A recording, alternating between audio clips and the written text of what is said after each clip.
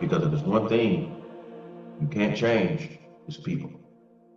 You know, it's like my grandfather said, live not by way of expectations. You have to be able to live with or without. And that goes with people. Accept it. He was talking about acceptance. And don't live by way of expectation.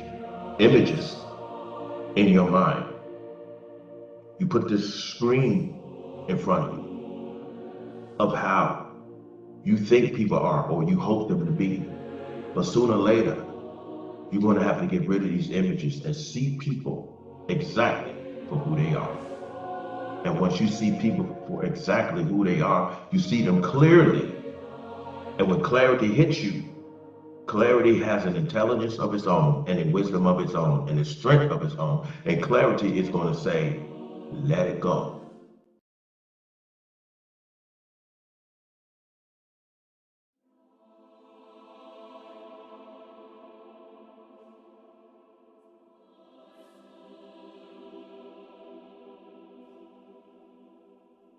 That was a statement that my grandfather had told me one day.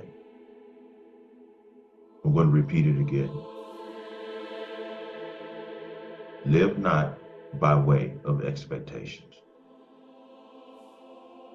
You have to be able to live with or without. The Buddha had said attachments bring about pain and suffering. So they're both talking about dependency, which is never a good thing. It's never a good thing to depend upon other human beings for your state of contentment, as well as materialistic things that you're only going to have in your life on a temporary basis because everything breaks down. You gain things, you lose things. So what this is talking about is the flaw of accumulating attachments. And when we're born into this Western civilization, which is mainly based upon capitalism, consumerism, areas of accumulating things, whether it's people or materialistic things. We live inside of a culture that is, you might as well say, equivalent to a person who is a glutton, a person who just wants to consume everything.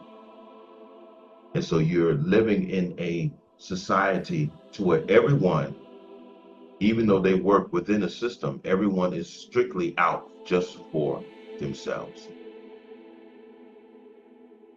And so we live in a world that is supposed to be a humanitarian quest for one another, as it was before Rome had came and took over. And when Rome had imposed their system on us, which was based upon the same system that Egypt had cultivated when they wanted to build their pyramids and their whole lifestyle and everything. See, what a lot of people don't understand is that we're living within those same systems. And the only thing that is, in fact, um, based upon what is called today moderation is only technology and everything that you look around and you observe cars,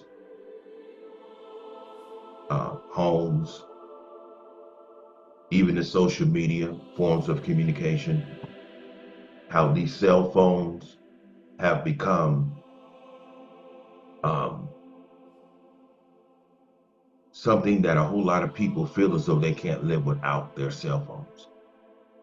I mean, this system has created so many addictions dependencies, that it has become life or death in order to not only obtain these things, but to maintain these things.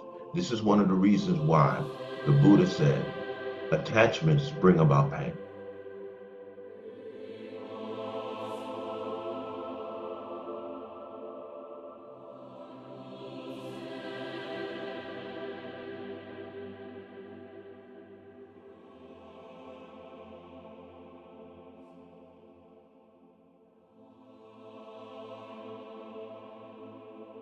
It was one morning I got off work, and as I was driving, I noticed how beautiful the sunrise was. This was around 6:15 in the morning.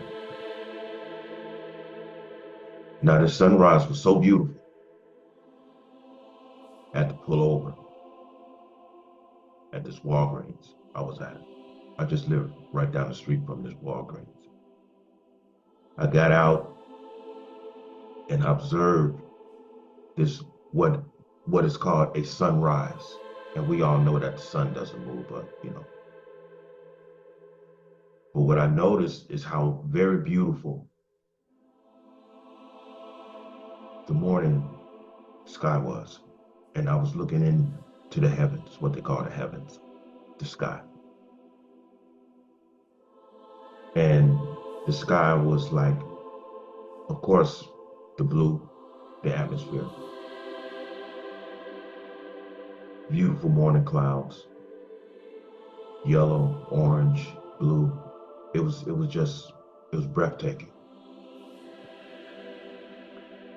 I took out my cell phone. I was going to take a picture of it. And I felt the Creator said, no, just observe it. You can't take this with you. And this is the reason why this is so important for you to be still and observe. I just want you to just be still and observe it. Because even if you take a picture of this, it's not going to be the same. It's not going to be the same from what is. So each day when we observe this type of beauty, taking a picture of it, you're cheating yourself.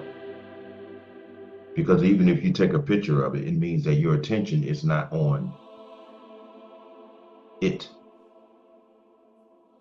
We're not supposed to consume things like this with our cameras. We're supposed to stand and observe and take in here into our internal selves, because what we're observing is a part of who and what we are, actually. Observe it until it passes on. Don't try to take it with you, because you can't take it with you by way of technology. You take it with you by internalizing it, the feeling. The view becomes a perception and a feeling that you consume when you look at it and you just take a deep breath and you say, wow, this is beautiful. And you just be still and you take it in. That's equivalent. Well, of course, it's not as sacred as taking the moment in. You can't capture a moment, but you can consume, take in the moment. And even with the beauty of that, you still can't attach yourself to that by way of the camera. Because everything passes. Each day that passes, there's a lesson in that. So the Creator is putting something in front of you that you've never seen before. You will never see another sunrise like this one. This is the reason why you should take it in, not with your camera, but with your very being. take in the entire moment and take the moment with you. This is something deeper. You can't take a picture of this. It's not going to be the same. You can't capture that. You capture it with your internal being. And the beauty of this is that you will never see this day again. You will never see this day. So don't attach yourself to it. So each day that goes by, the lesson is observe, take in, and when the day passes, the lesson is be able to let it go so that the next day can present itself and has its own lesson of beauty and bliss. Because each day is different. Because each day is sacred. Each day has its moments of beauty. And your personal relationship with yourself, because as I said before, what you're observing is actually you. Take in those moments. Put down the cell phones and just be still and just observe it. See, because the cell phone, trying to take a picture of it, that's a form of attachment. You're trying to take this moment with you. You can't take the moment with you by way of your cameras. We have to get back to observing the Creator's beauty. Take it in ourselves. See what it is. By way of the rise of technology, our sense of humanity is decreasing. And we're becoming less human, and we're becoming more humanoids because we have become so attached to technology to where we don't stand still anymore and just observe the scenes. Just observe. We want to capture everything. Greed, possession, attachments, all of those things. Just take in the moment. Just take in the moment. Because you're going to take something with you that means much more than a mere picture. Because even if you try to take pictures, if you even take that picture and even compare that by way of technology to what is, it's not going to be the same. Because there is no better artist than God. No better artist than God. You're going to always get more from God than what man can give you by way of technology. We have to get back to observing things and not trying to consume everything with our camera. Oh, look at this, look at this. This was a beautiful morning. That's not what you consume. Your camera consumed that.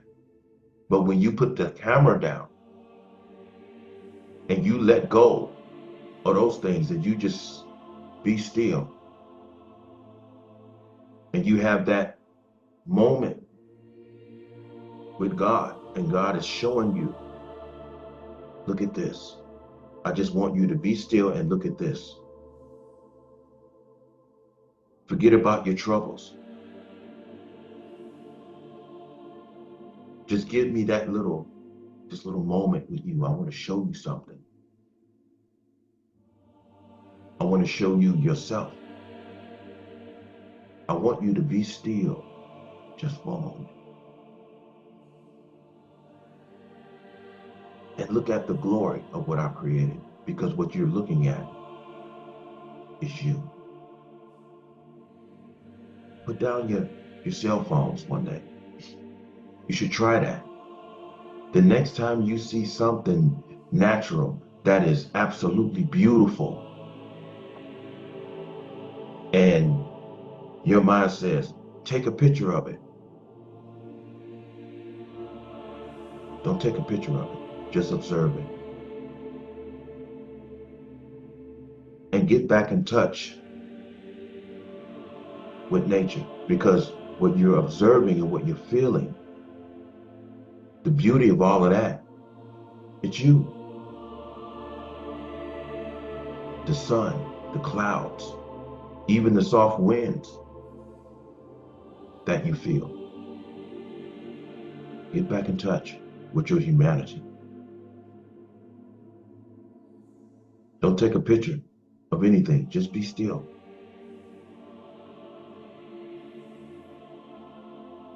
And take it in, the being. Because you're adding to yourself. You want some medicine? Just be still and observe nature.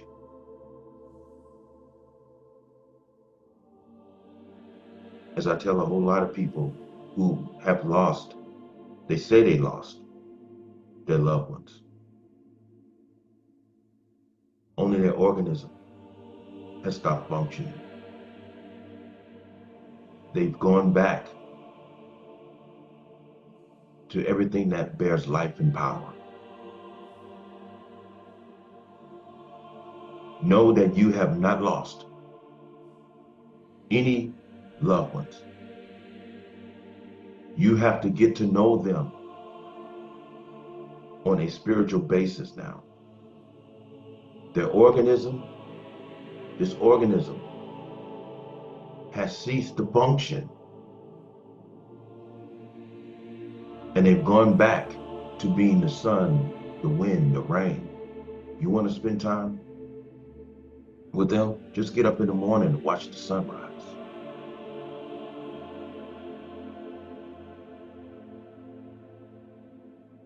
Just observe the clouds and feel the wind. That's where they are. You haven't lost them. You gained them on a whole nother level. It's only the death of the organism. It's not the death of them.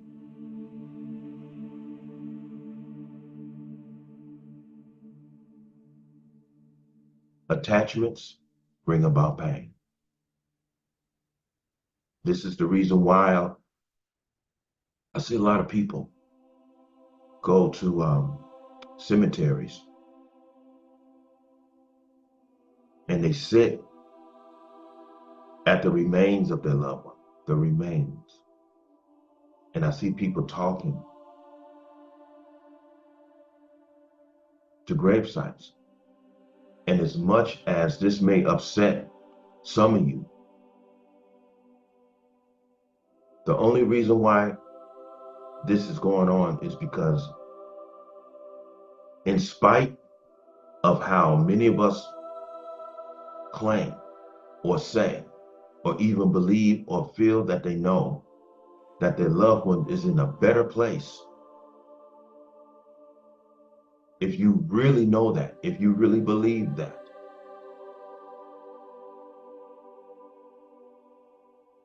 understand that when you go to the cemetery and you call yourself spending time with your loved ones, that's under their remains. And you look down at a tombstone and their name is on there, but that's not them.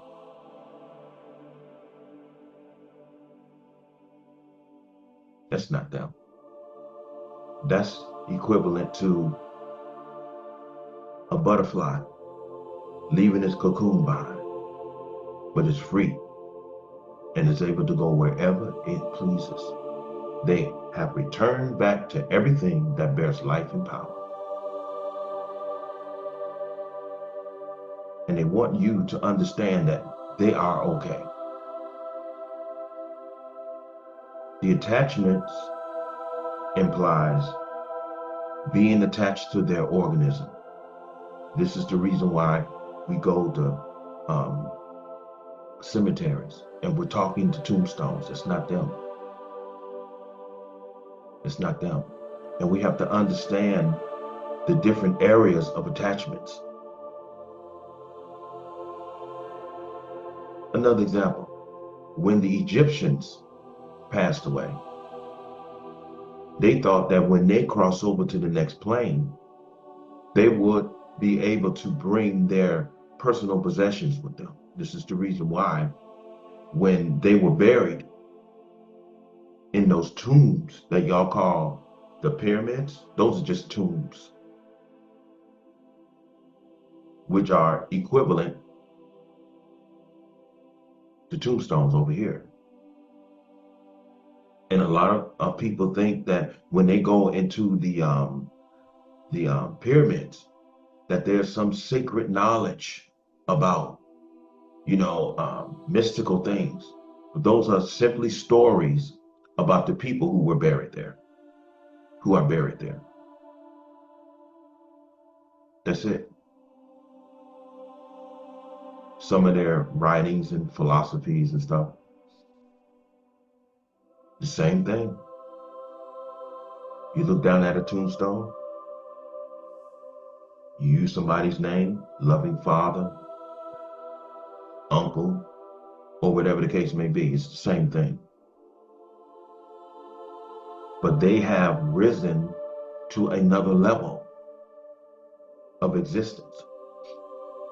There is no death. There's only a transition to another state of being. That's all it is. And this is coming from a man who died for close to 8 minutes in a motorcycle accident in 2014, February the 10th. You haven't lost anyone.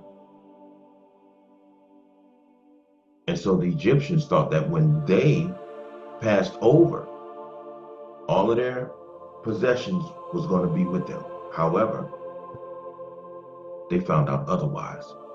And somebody else took all of their possessions. Who do you think Indiana Jones is based upon? They call themselves archaeologists, but they're nothing but grave robbers. That's all they are.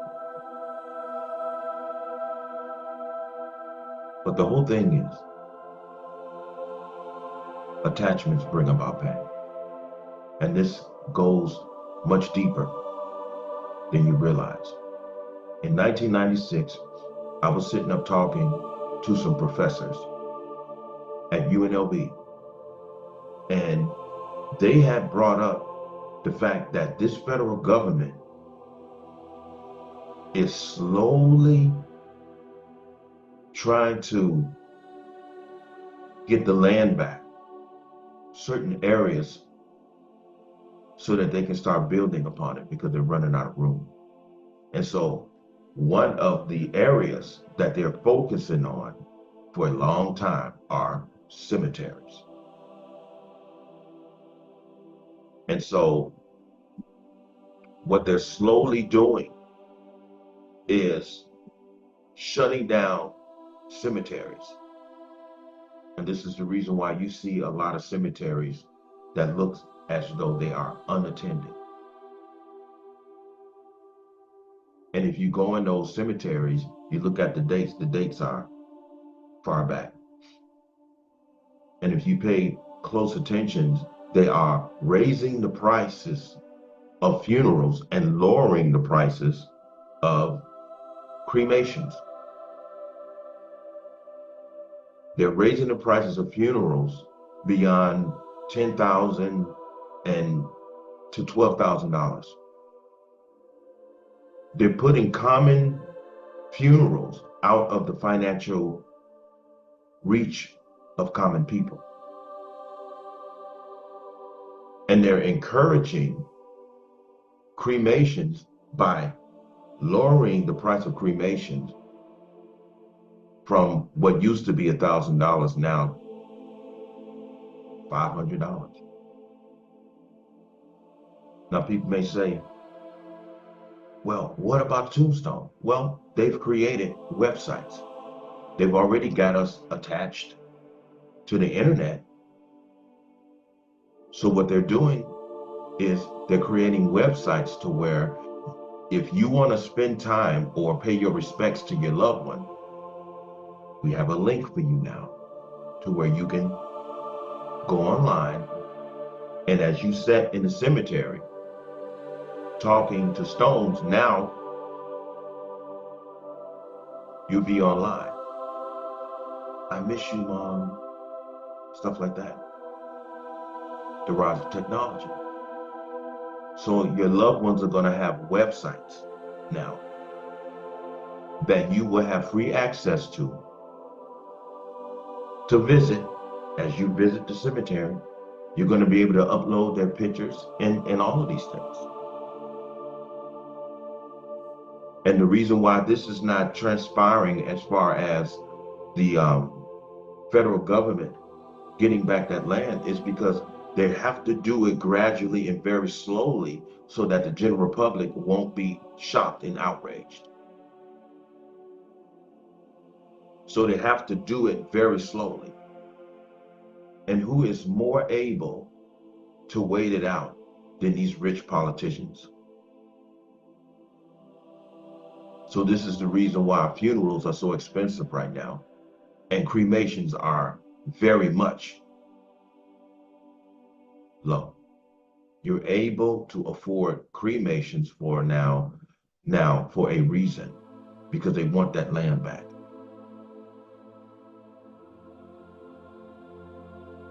And as I said, they already have us attached to the internet, attached to websites. So this is the type of world that you're living in. Now people may say, well, this is what's wrong with that? You decide. I'm just giving you the information. I'm letting you know what's going on in this Western culture. They don't respect the dead. This is the reason why they're doing this. They want the land back. And so they get you attached to one thing. They give you the ashes to take home. And you think you're carrying your loved one around. Hold on. Who got daddy? Who got daddy's ashes? Why do you want someone's ashes?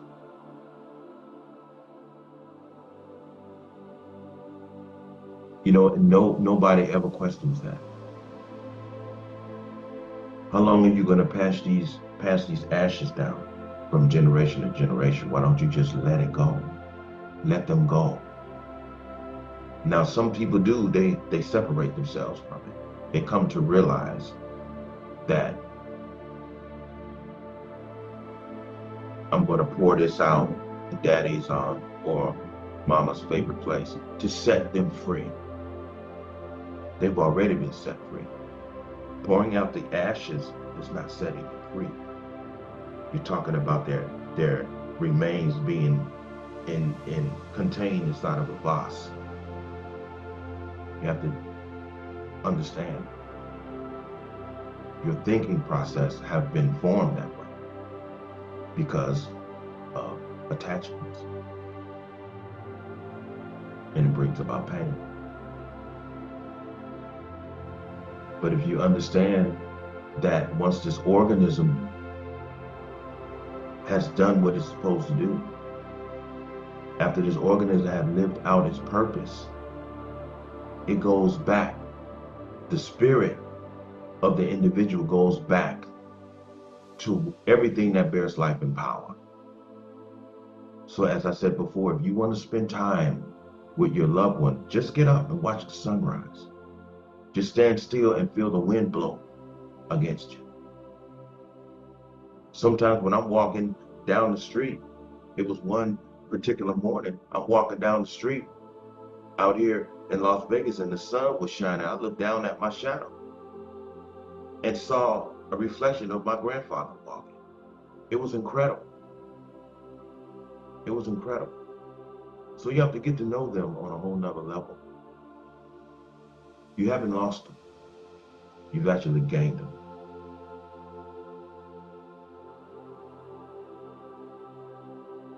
The attachments is the organism and the materialistic things. So the Egyptians were very wrong.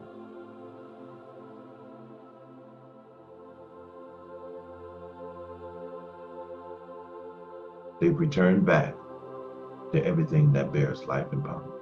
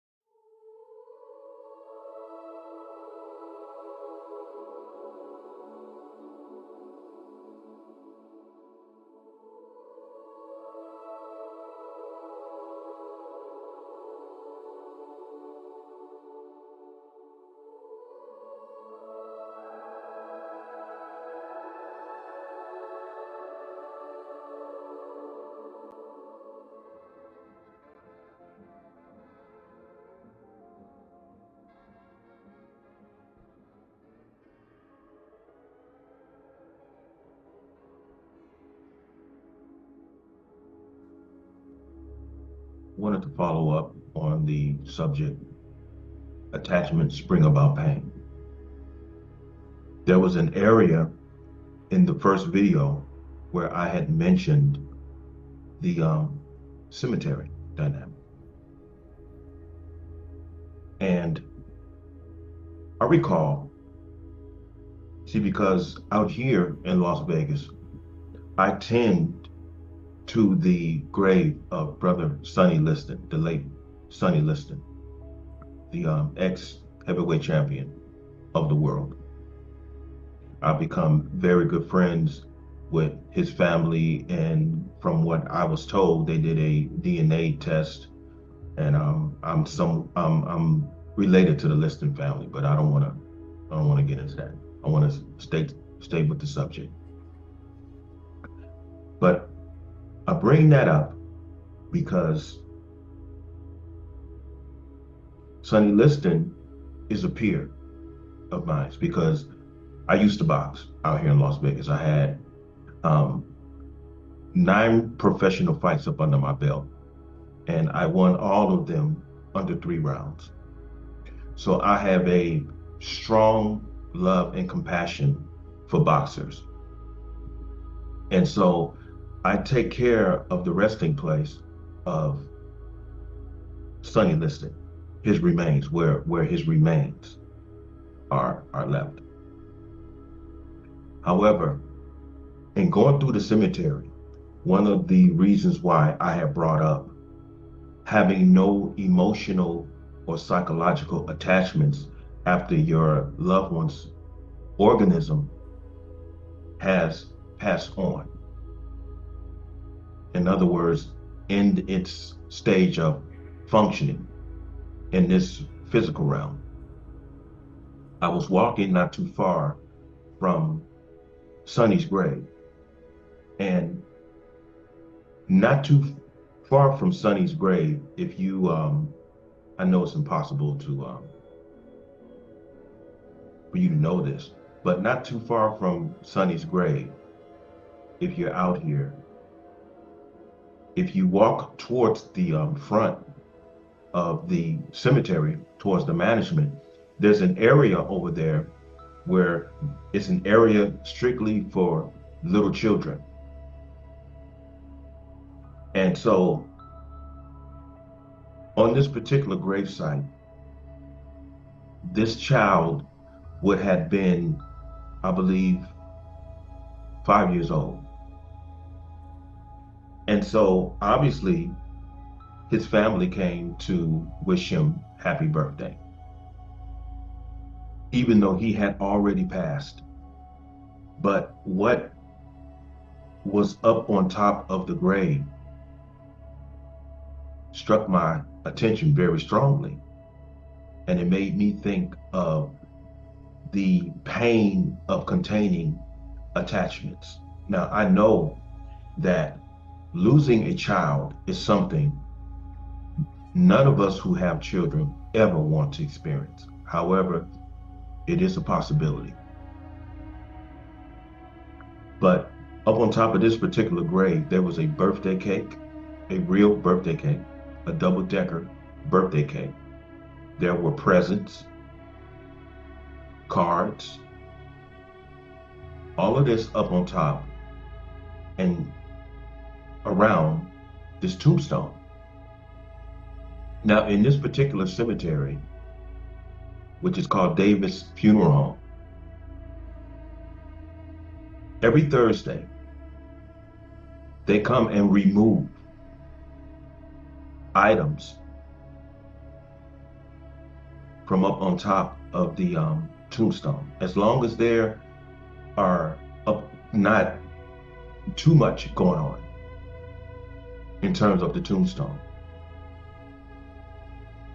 But any loose items like a birthday cake, cards, all of those things are removed.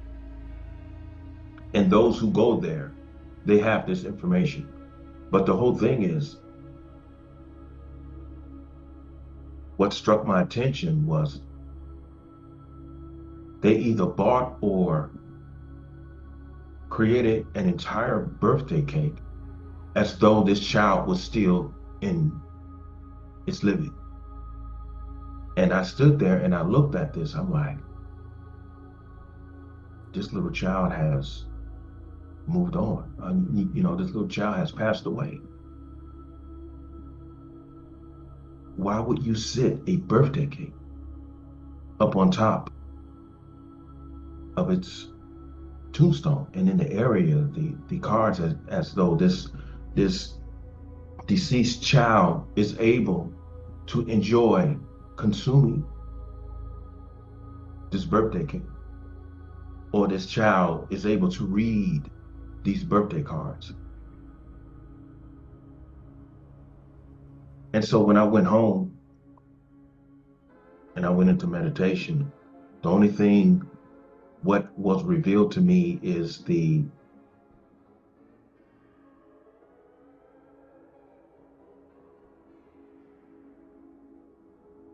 attachment that the Buddha had said brings about pain. And so when you go this far to put a birthday cake and everything that I said on there, it also, to myself, reveals a parent that has not yet accepted the fact that their child has deceased. Now, that is a strong, very strong sense of attachment. In your mind, your child is deceased. But obviously in their heart, this child still lives. And that made me wonder, that has to be extremely painful you know, and I see a lot of people at that cemetery, another cemetery out here in Las Vegas, where I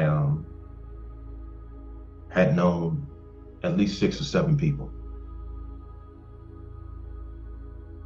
And I see that so much with the birthdays, you know, the whole family is around and everything. But, you know, this is a very delicate subject to talk about.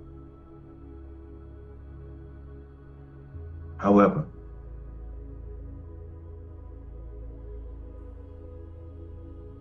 within this Western civilization, when it comes to our loved ones passing on and the whole funeral design and the burial design,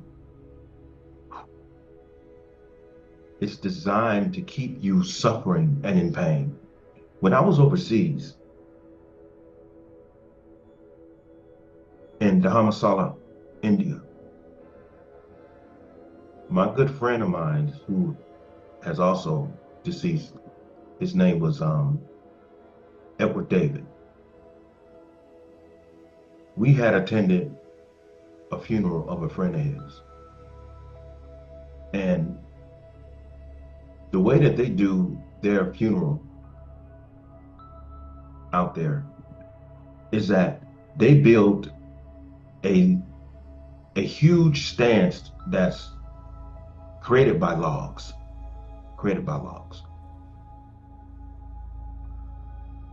You never see the body. People dance, people eat, and then when it's time for the ceremony of where this person whom everyone knows, it's time for them to go into the spiritual form to leave the planet, the body is burnt. And the smoke from the burning organism goes into the heavens. So there's nothing put in the earth with anyone's name on it. Even after the fire is lit, they push the body onto they push the log thing. I'm sorry, I don't remember exactly what they called it, but it is put on a boat, you might as well say, this foundation, and it has a sail on it, and it's pushed into a lake or an ocean, and as it's going away, it's burning. And while it's going out, the smoke is rising, the people are still dancing and celebrating, and they stand there and they watch until the fire goes out, which implies they've served their time here and they're in the spiritual realm. And the reason why it's put on the water is because in some cases they had found out, especially also in Mahatma Gandhi's funeral, his body wasn't pushed out into a lake.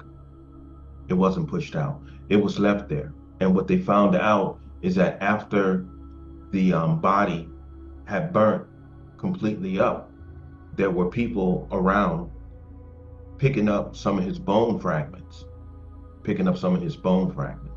And they came to understand that it was these people who had possession of the organism were the ones that were hardest to accept the fact that he had passed. Jiddu Krishnamurti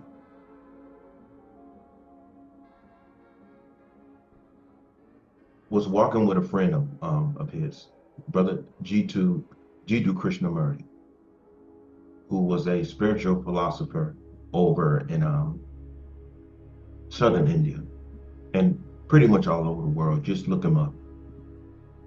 Him and a friend of his was walking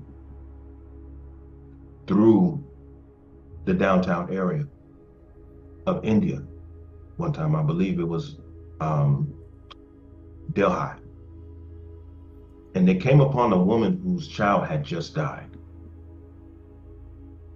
And the way that she was holding the child, she was really grieving. She was really grieving. And there was her mother standing next to her, looking at her, and she was like helpless, like, what do I do? So Jiddu Krishnamurti, he gently came up to the woman and he rubbed right here to like comfort her.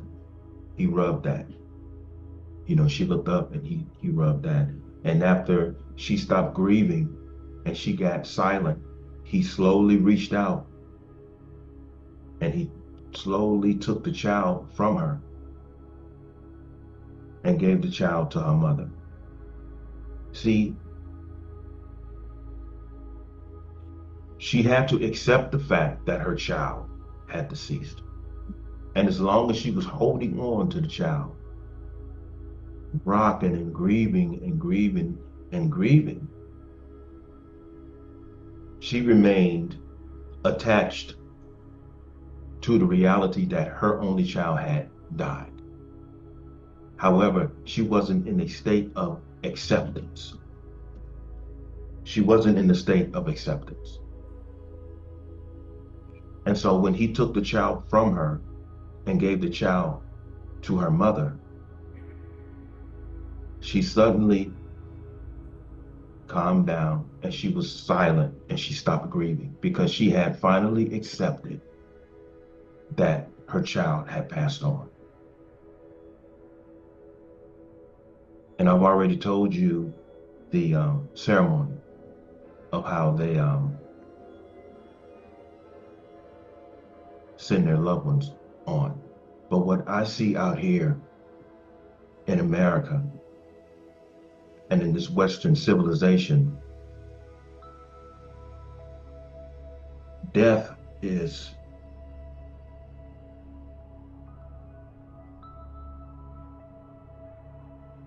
much more difficult to bear because of the cemeteries. You know, and you hear people say, I know my mom is in a better place. My mother's in a better place. My mother's in heaven, my father's in heaven, my child is in heaven. But people, when they say, well, I'm gonna go and pay a visit to mama, daddy, or my baby, so you go to the cemetery.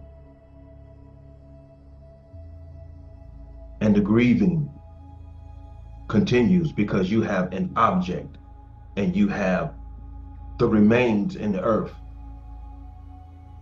And due to the fact that you miss them, their organism is very near, but it's in the ground. It's no longer functioning. You have the tombstone with their name on it, as you know. Loving father, loving mother, loving son, etc.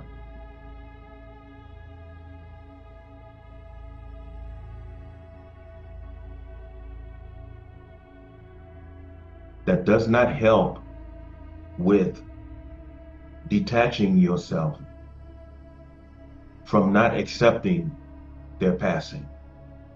You know how it's commonly said, out of sight, out of mind. See, what is left of your loved one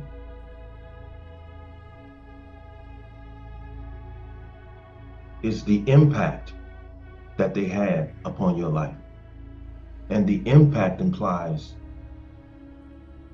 pleasant memories or complicated memories. Whether it's pure love, happy times, or difficult times. It's how a person's existence impacted you. based upon how they treated you and how you treated them. I tell a lot of people that it's very important to have a good relationship with your children. That's why I always strive to have a very good, beautiful, and open relationship with both of my sons, because it's very important to me. Because when I pass on, whether it's in an accident or upon my deathbed,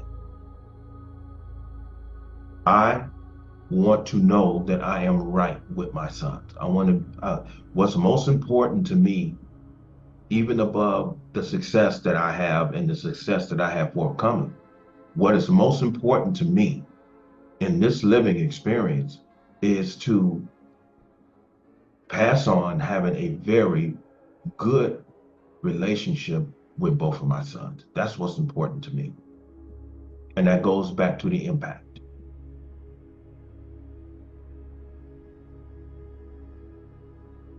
So a lot, well, I can't say a lot, but a few people didn't understand, especially when I started talking about the graveyard. And I brought up of how the government is slowly moving everyone from the cemetery. And as time goes on, because I had experienced walking through a graveyard when I was out in Georgia, and it was unattended.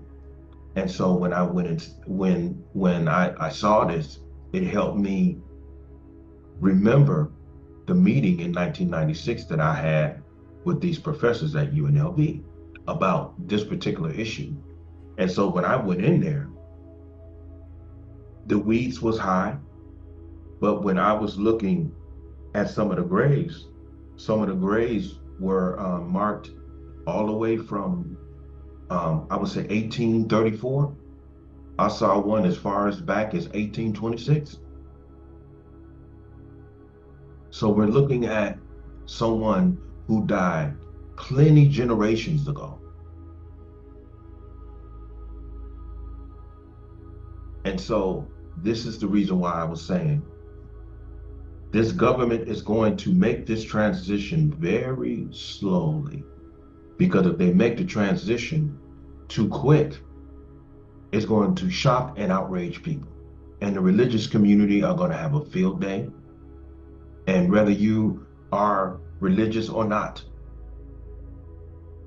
it's going to cause an uproar when you're dealing with that type of transition. That will cause a great uproar. So what would happen is there would be chaos and confusion. And so you have to make this transition very delicately. And they're preparing everyone for that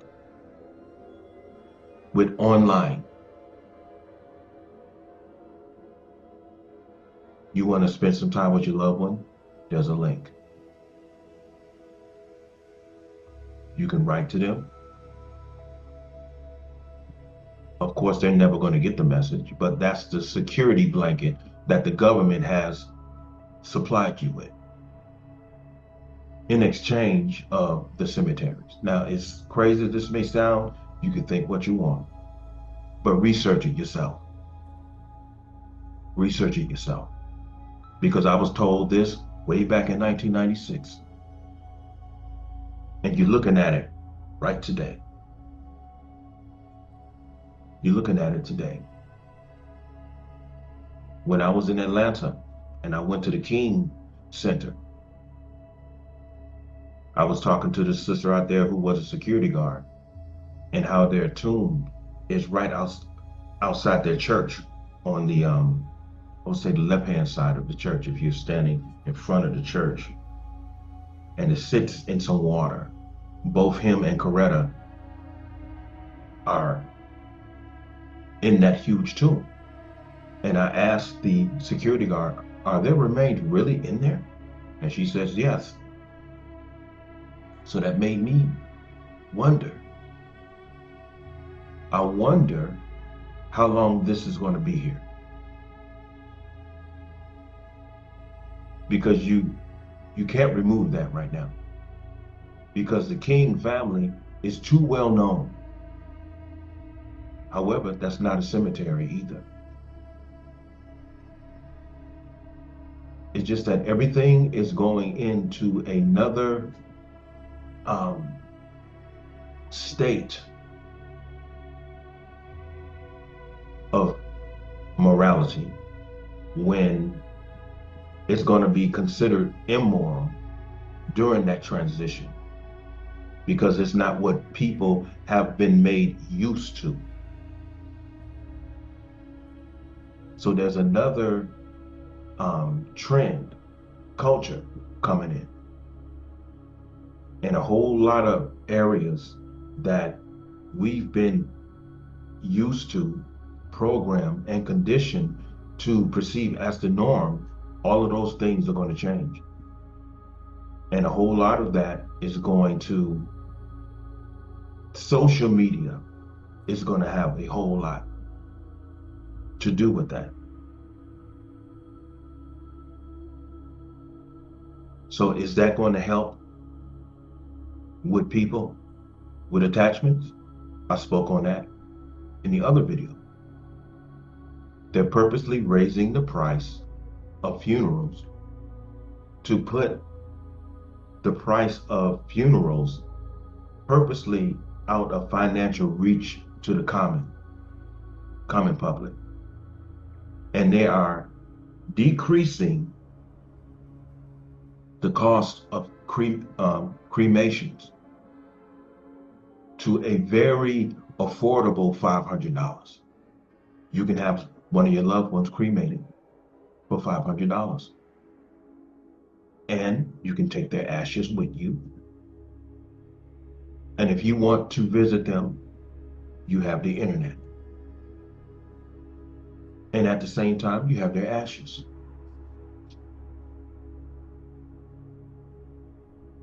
It may sound crazy, but in a few years, it's going to become the norm. So this transition that is going on in this world, not only in this area, but in a whole lot of other areas that I could mention, things are changing. But as things are changing,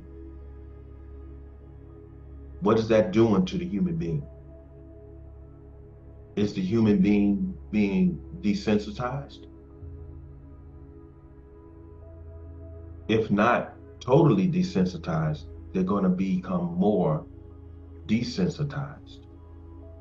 And therefore, the common status of being sensible and sensitive is going to drop because of the rise of technology. I hope that's understood. So we're going in a direction in this society that's going to be considered cold by our elders before us, because that's what's going on right now. That's what's going on right now.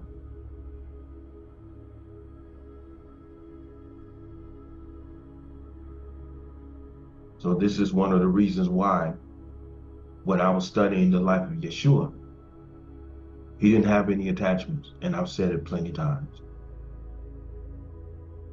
All he cared about was doing the work. And if you understand him, and if you understand why he made certain moves in his life, you will find yourself understanding a whole lot of things when it comes to very sensitive and common things transpiring. If you understand him, he wasn't desensitized. He just didn't have any attachments. Any attachments.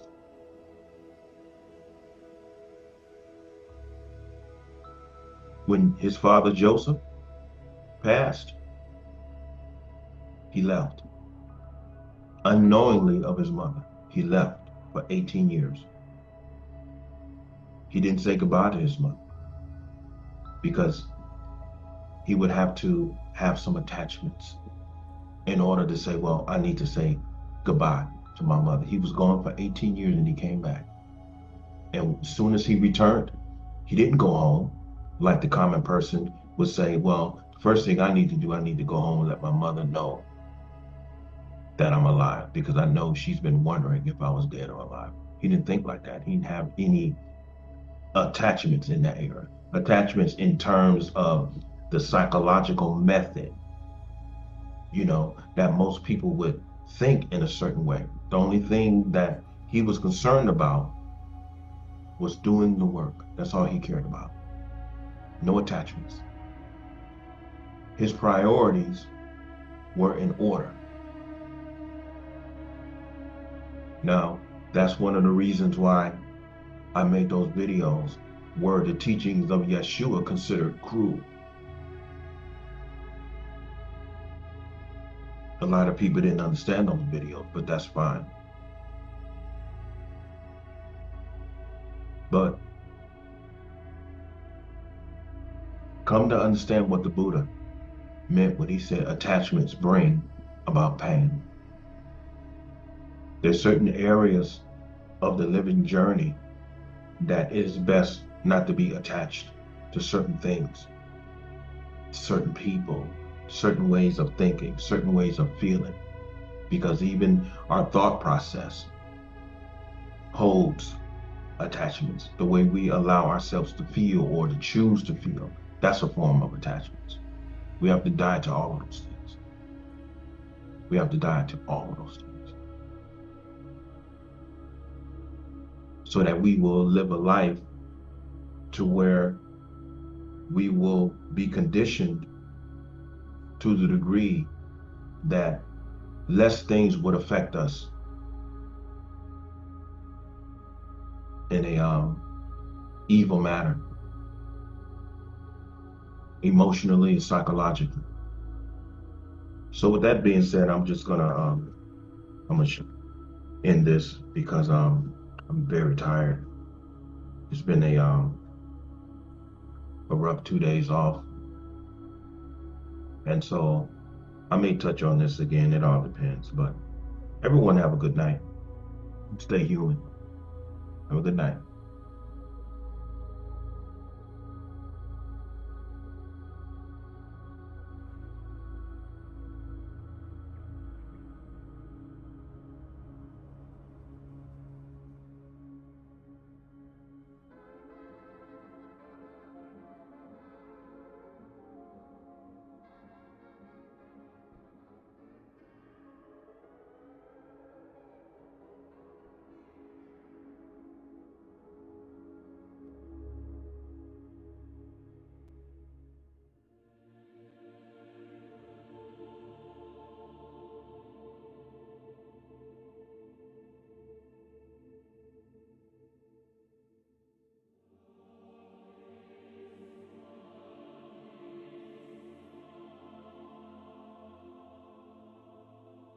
My previous video or series about attachments and how difficult and even dangerous that they could be to us. I appreciate all of the nice emails that were sent, and I appreciate all of the understanding that a whole lot of you got from that video, and it's helped you in a whole lot of different areas to be able to let go of the attachment to the organism and to accept and embrace them in the spiritual realm where the true impact is after the organism has stopped functioning. And you began to understand your loved ones in a whole another manner in terms of the impact that they had on your life, not only in terms of memory, but in the very present moment, if that is understood.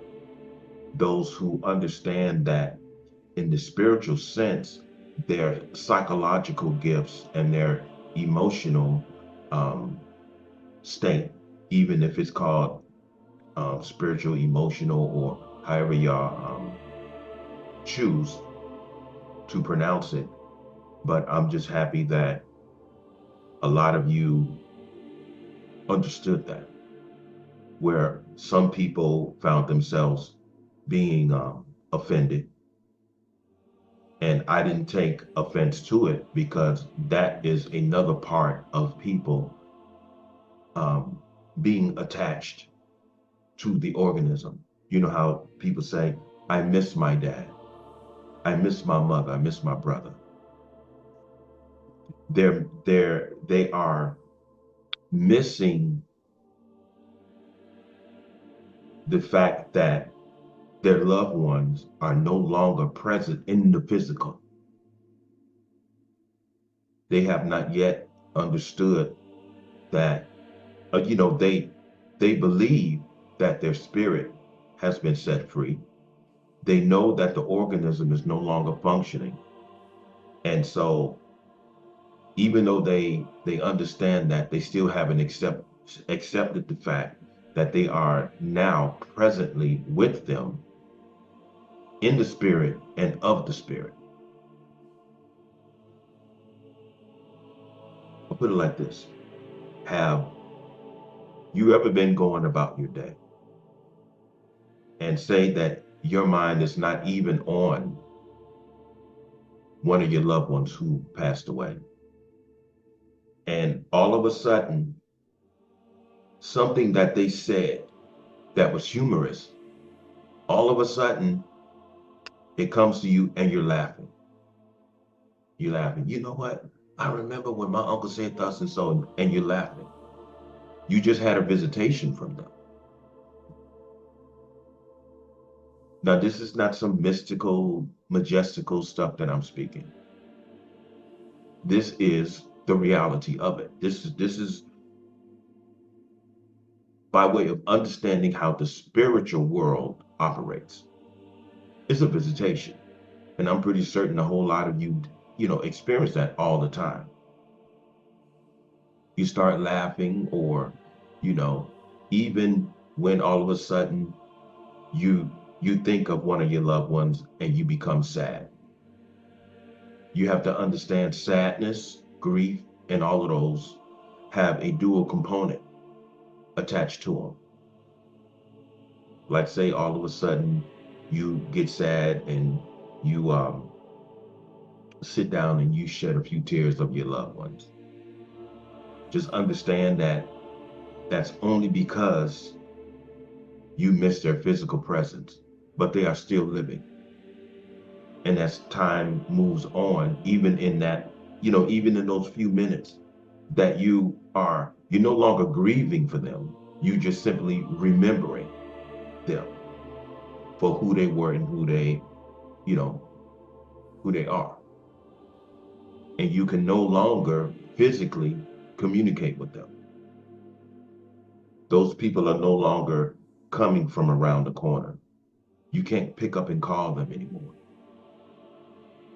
Right now, they're at a state of being to where everything has become internal in regards to pleasant memories, sad memories, and sudden feelings that you get, sudden humorous feelings like that. You have to be able to, you have to be able to connect with them and allow them to connect with you on a whole nother level. And in coming to know and understand this, it helps you understand that there is really and truly no death. Once the organism has run its course, they are like a butterfly being freed from their cocoon. And so you should be happy for them that they're no longer suffering. Because going through seeing your loved ones be sick and you're laying, and they're laying in their beds and they're suffering. Sometimes we really need to understand that these forms of attachments it's not only bringing us pain, but it's bringing them pain because they're trying to hold on for us. They're trying to hold on for us. So we have to, if we truly love them, then we should celebrate when this organism ends and they're freed from it. I recall a friend of mine in Chicago, his name was Joey. And I knew his mother. And after I've been out here for a number of years, I called Joey because I wanted to talk to him and reconnect with my school buddy. And so his mother answered the phone. And she said, David, Joey has passed away. And I'm like, really? She said, yeah, he passed away. She said, he passed away December the 26th.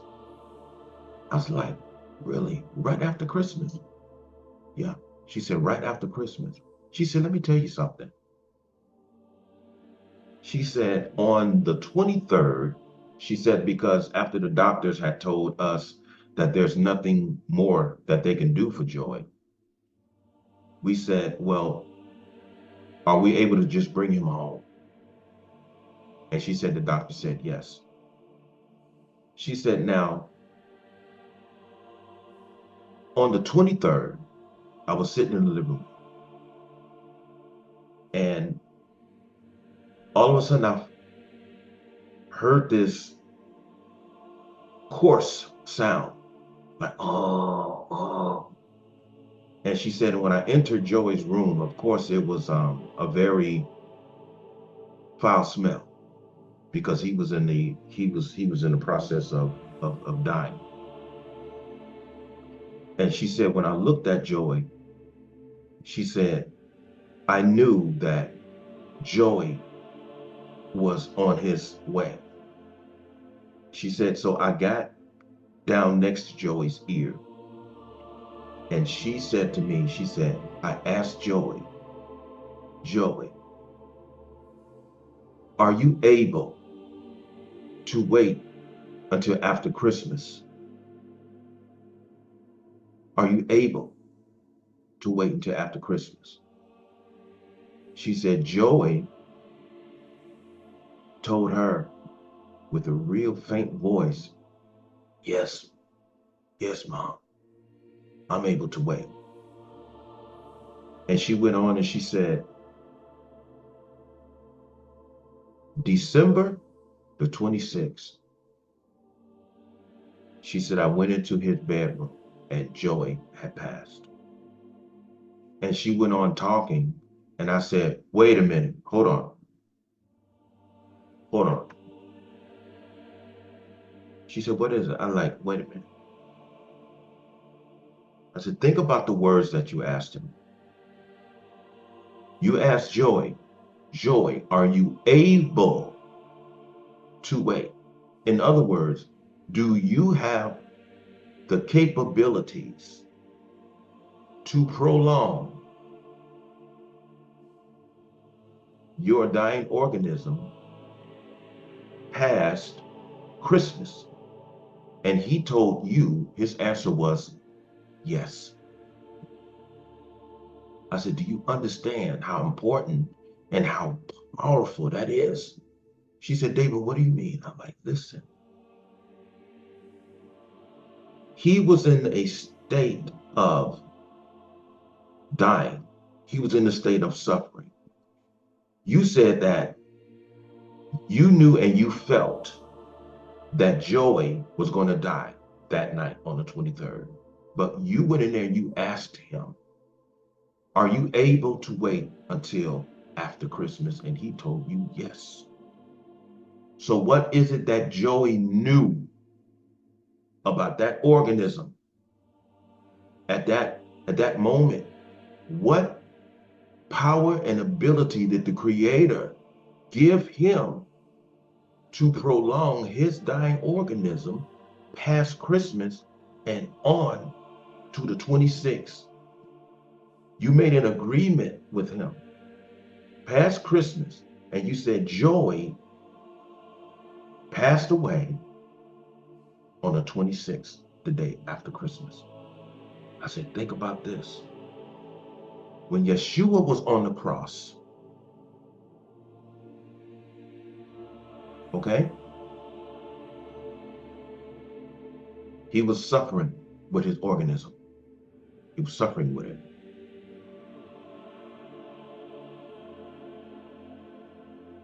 He held on until it was time to give up the ghost. I said, listen to me carefully. When I give you something, I'm empowered to give you something.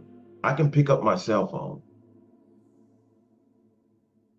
and I have the power and the ability to give you something. All I have to do is pass it over to you. That's power and ability. And we're dealing with time. The time from when I decided to pass my cell phone over to you. So you're dealing with time, power.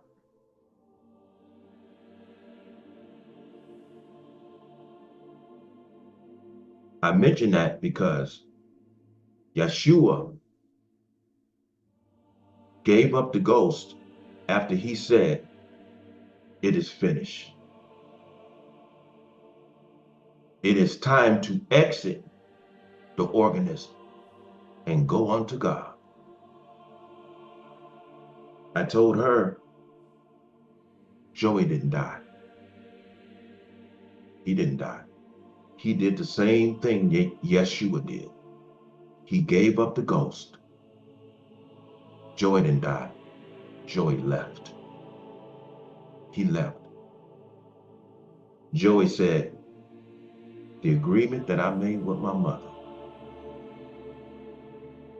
it is finished. Joey left. He gave up the ghost. He was in power to give way from the organism. Some people die. Some people leave. Brother Joey left. That's why he was able to wait.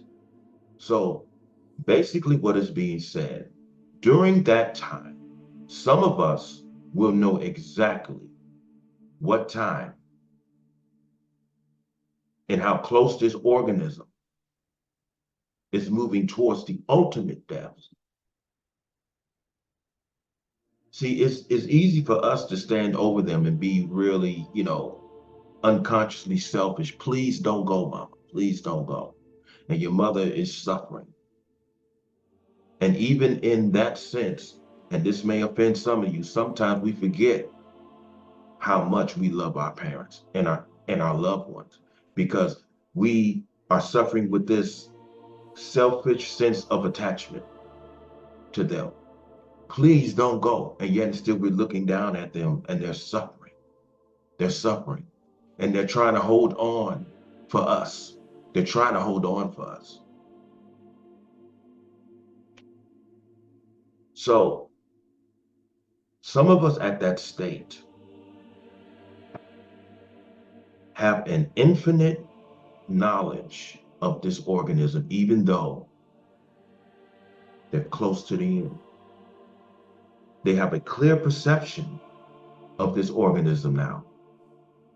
And so when someone comes and asks them, are you able to wait from the 23rd and after Christmas? They have an infinite knowledge and understanding and endurance to do so. They're able to fulfill that. And so Joey's mother, when Joey had agreed with his mother, yes, Mom, I'm able to wait. That helped her know exactly when her son's organism was going to expire. So that helped her deal with the reality of the death of his organism. And so as we went forward talking, And I explained that to her. I said, she said, David, now that you say that, when he did pass on, there was sadness, but there was a peace present. There was a peace present. She said, because like you mentioned, we made an agreement and he knew that he was able to wait. And you're right. Joey left. Joey didn't die. There is no death. There's just an expiration date for this organism. So I say again, attachments can sometimes bring about pain. And the dual component of attachments is having the ability to let go. Having the ability to let go is recognizing that to hold on to something that the Creator has evidently said, this point in this person's living condition is over.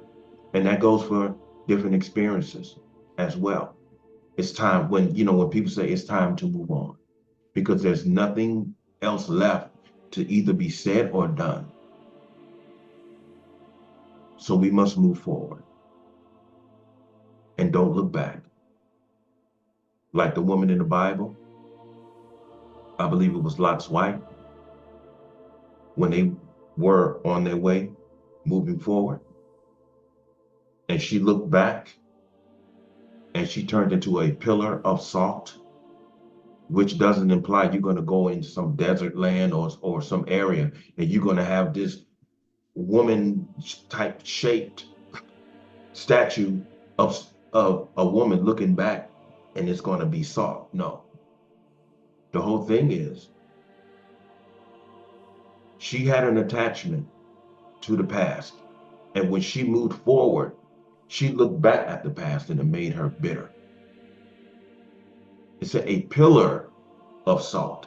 So a strong bitterness had built up in her because she was not able to let go of the past and embrace the present and accept the present for what it is. So the whole thing with this, and I'm getting ready to shut this down because I don't really want this video to be too long. The whole thing is understanding death as not the ultimate finalization of those in whom we love.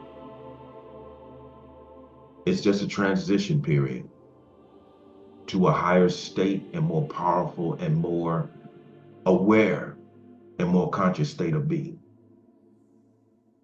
We just have to get to know them on that level and allow them to communicate with us on that level, that we may know that state of being actually exists. And if you think about it, those who have a connection with the Creator on a personal level, the same way we have connections with our personal loved ones, it's the same type of connection that you have with the Creator from the spiritual realm to your earthly realm. It's the same. They're on that spiritual realm now. So allow them to show you how to communicate with them. Now, not all of you are Star Wars fans, but at the end of the last Star Wars, when everything was broken up, I believe this was the episode